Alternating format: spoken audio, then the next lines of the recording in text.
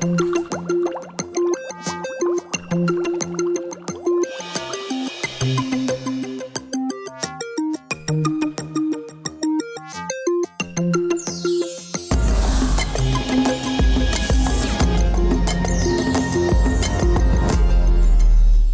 you live in any of India's bustling cities, chances are you are a part of an urban concrete jungle. Well, in the next 3 to 4 years, India is expected to build 200 million square feet of commercial space and 45 million square feet of retail space. And that's not even including residential space. Now picture this. Real estate development is one of the huge contributors to global warming.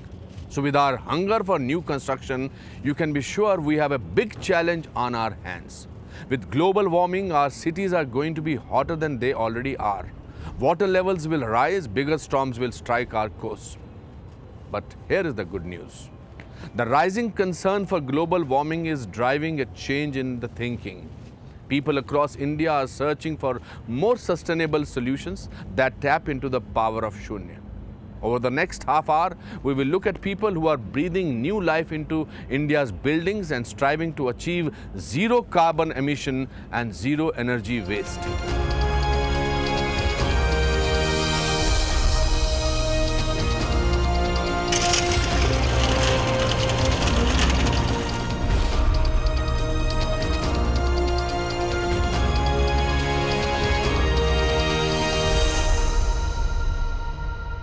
Olympia Tech Park is one of the biggest and most sought after IT destinations in Chennai. It's an ode to the concept of eco-friendly and sustainable building design. And it's an inspiration for developers. Join us on an exclusive walk through this massive eco-friendly building complex that is working towards the bold goal of zero carbon emissions and zero energy loss.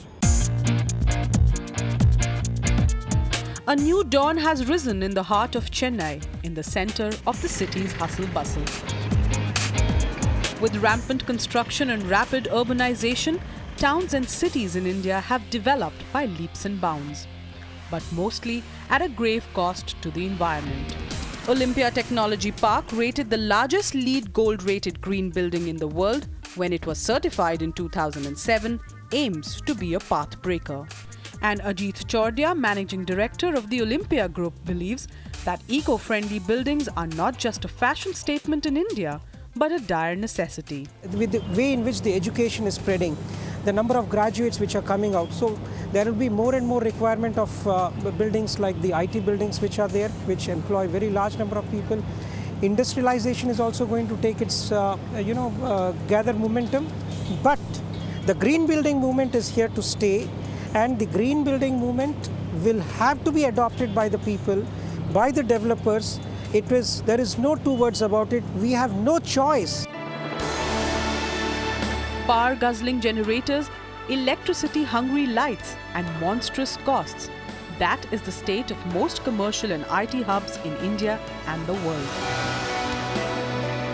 The problem is magnified when most parts of India face acute power shortage and demand for power exceeds supply. For a large building, power consumption can go up to 300 kilowatt hours per square meter in a year. Spread over more than 1.3 million square feet, Olympia Technology Park takes these demons by the head and optimizes energy and efficiency.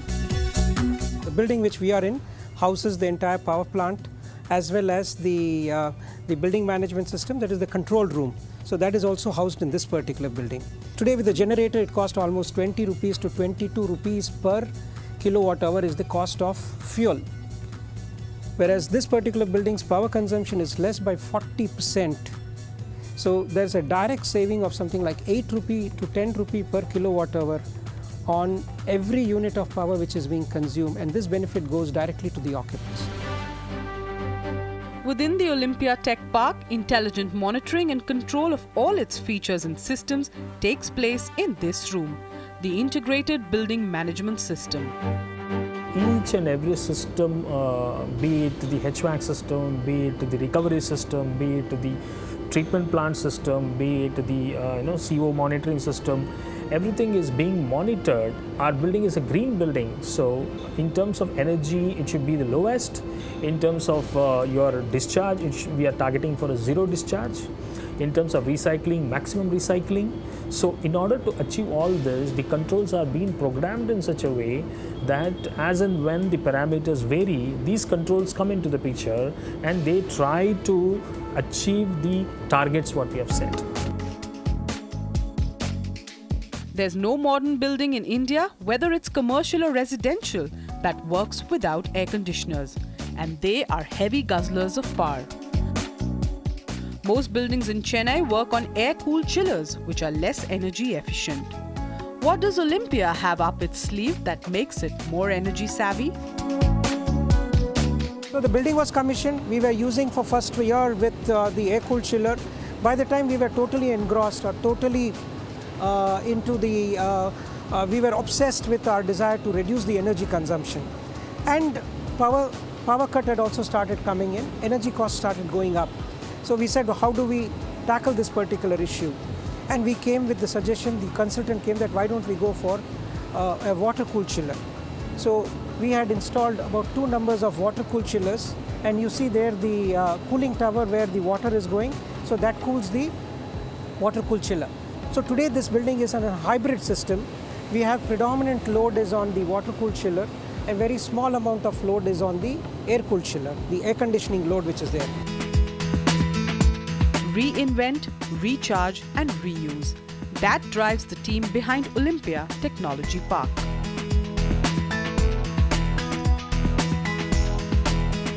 The wastewater which comes out, that is being recycled, and the recycled wastewater is being used for the gardening. Recycled wastewater is being pumped up again into the building for flushing. So where there is no human contact, at that particular place we have been using the wastewater, recycled wastewater, predominantly in flushing of the toilets and in the garden. We still have a lot of amount of wastewater which we are trying to use it in the cooling tower, and the balanced wastewater is being pumped out. In the end, it's not just about the hours that you clock in or about the buildings that stand out. It's about making a mark on the planet and constructing a building with a minimum carbon footprint. Power, to whatever extent possible, we will try to reduce the power consumption. As far as waste and water is concerned, we would try to attempt zero discharge in all our projects. As you just saw, Olympia Tech Park is doing their bit to make sure that ambitious development does not come at the cost of the environment. Now we will take you to another place that is doing its part to add to the green influence and take away from the carbon footprint of India. And that is Palais Royal. You will soon see that this is a building unlike any other. It's a testament to the potential of green buildings in major Indian cities.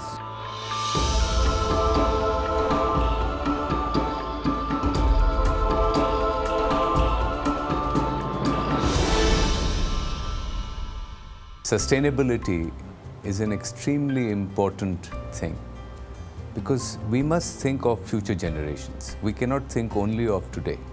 We should think about the future. We should think about what we are giving to our children and the people who inherit the earth.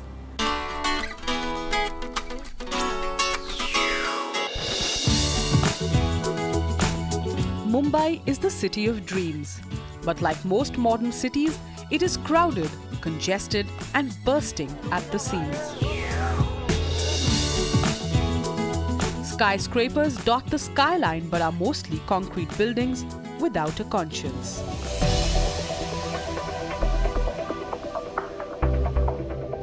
Palais Royal, Mumbai's tallest proposed skyscraper, aims to be a game changer.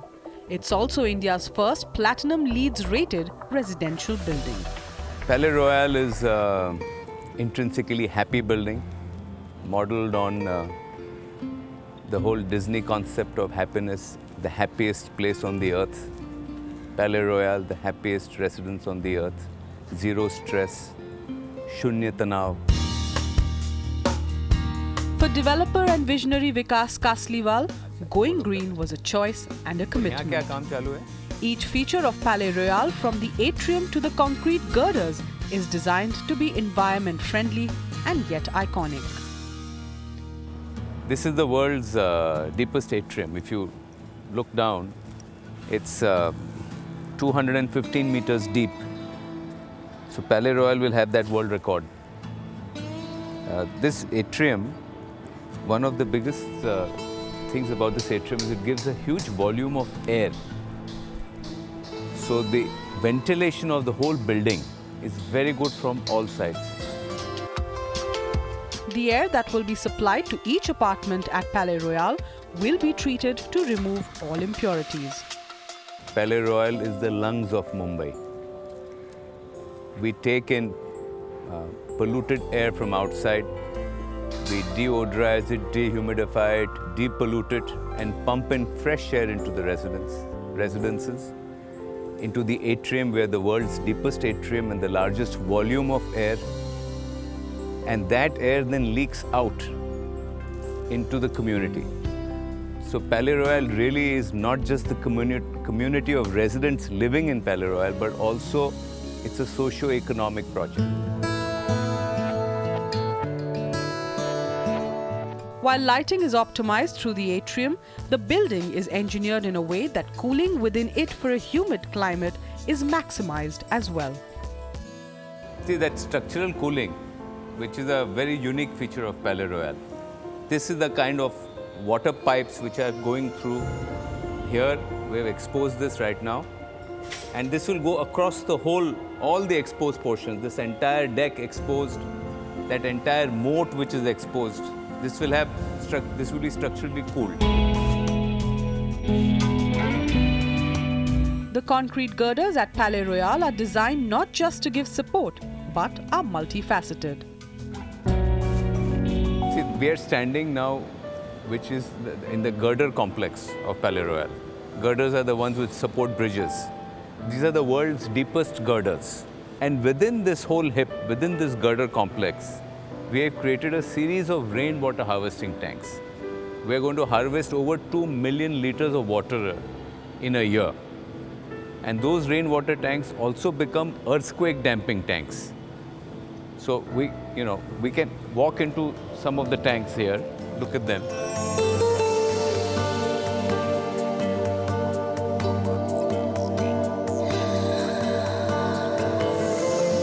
When we have these all interconnections with other tanks, and through a series of baffle valves, this will act as an earthquake damper because water goes against the earthquake. So if the earthquake is making the building move like this, the water is going like that. It's balancing the weight of the building.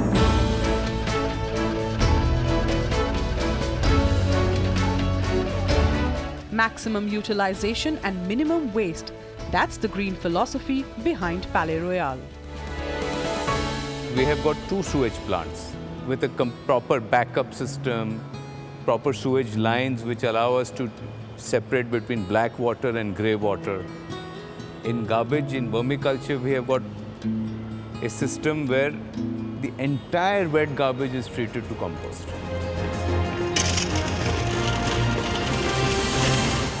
Most buildings are built with brick and mortar.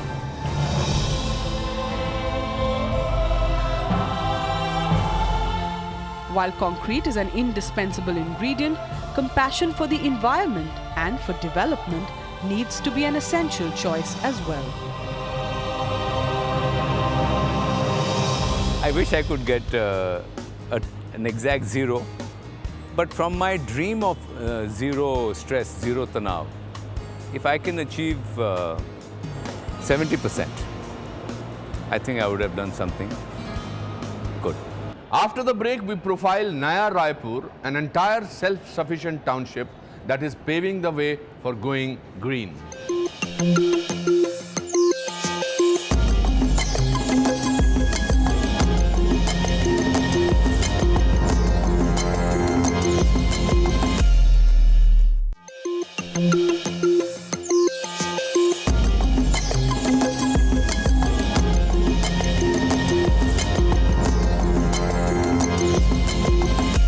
Buildings just keep going up and up. The construction industry in India is growing at a rate of 10% yearly compared with the world average of 5.2%. But as we have learned, buildings in India consume a huge amount of the country's energy and have a big impact on environment and resources. So we need to figure out a way to increase the number of buildings without hurting the environment. In the earlier segment, we saw how 2 buildings are making a difference with their eco-friendly features. Now, let's take a look at how an entire township is working towards zero emission and zero waste. Could this be the way of the future?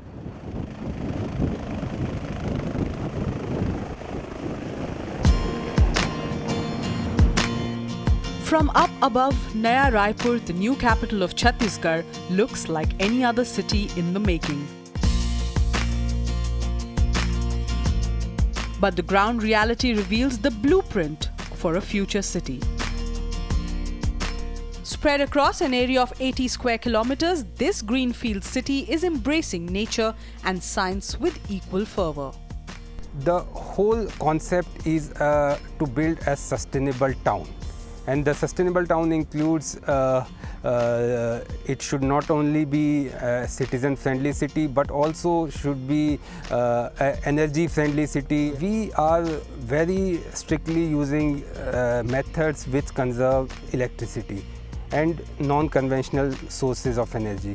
So we have 2-3 types of systems. The first is like for the street lighting, we are using LED lighting with focuses on high technology and like dimming at night or after 12, alternate street light will go off. So such energy conservation methods are being used for street lighting. The second part is about using of non-conventional energy.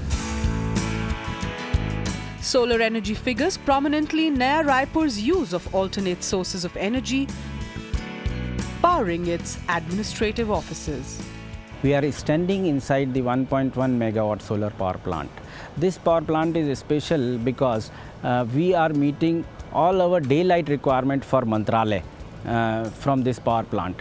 Only electricity is being used in Mantralaya for air conditioning. In fact, we are generating almost 15 lakh units per annum, which is almost 1.2 lakh units per month from this power plant. This is the first captive power plant of this magnitude in the country. Solar energy was thought of because Chhattisgarh is abundant in sun, almost 11 months a year.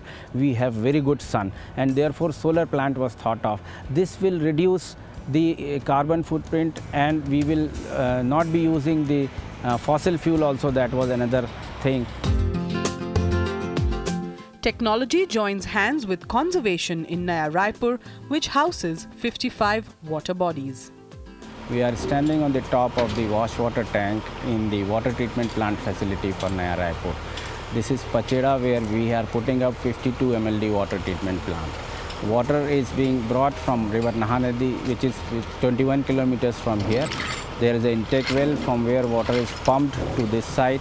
It comes, the water is taken all the way from here to the cascade aerator, then dosing, and then clariflocculators, and then it comes to the filter beds, and then to the clear water. This is the chemical house, and that is the pump house where the clear water is pumped to the overhead reservoir. From this elevated storage reservoir, water is under gravity. It flows to 29 underground wells within the city, and then the water supply is made to various sectors. We are not allowing any underground water to be tapped, and therefore boring of wells is banned in Naya Raipur.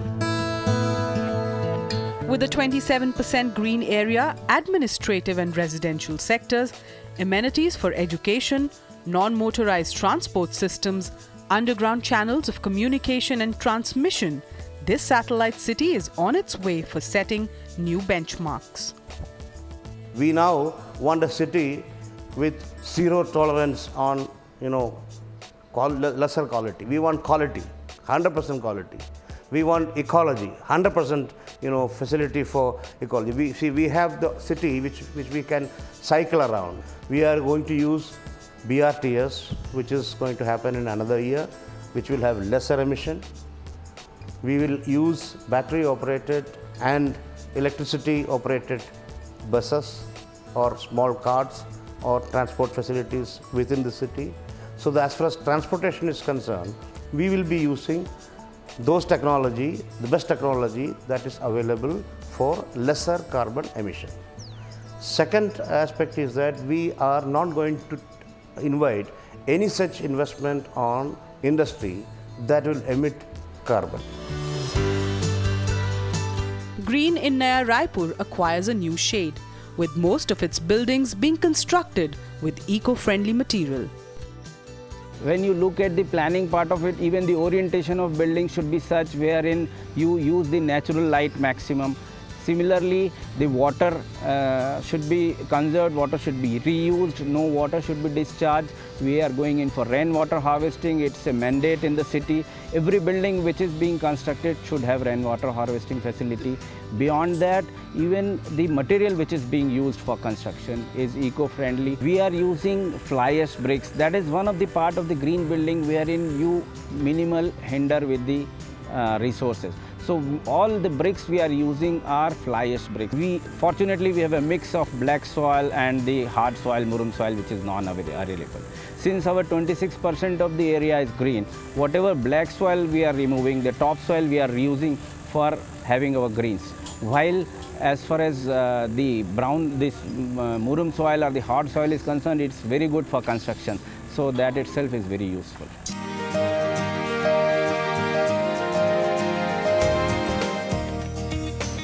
With a stress on zero carbon footprint, Naya Raipur is not only setting a precedent for other cities, but is also on a quest for sustainable living. An IT tech park, a skyscraper, and an entire township. They might just seem like ordinary concrete structures, but they are a glimpse of a future that revolves around going green, and a future that India cannot escape. The green features of these buildings allow them to consume less energy, which helps them in minimizing their carbon footprint, a goal that India needs to put into practice soon. If you consider yourself an innovator and have an innovation that can have a positive impact on the lives of billions of Indians, do write into us at powerofshunya13@timesgroup.com. Until next week, it's me, Anupam Kher, saying goodbye. Keep watching and stay inspired. Next week on The Power of Shunya, we take a look at an innovator who bets big on wind energy for a lower carbon footprint. A company that is tapping solar energy for zero power shortage. And a technology that uses biomass to achieve zero dependency on fossil fuel.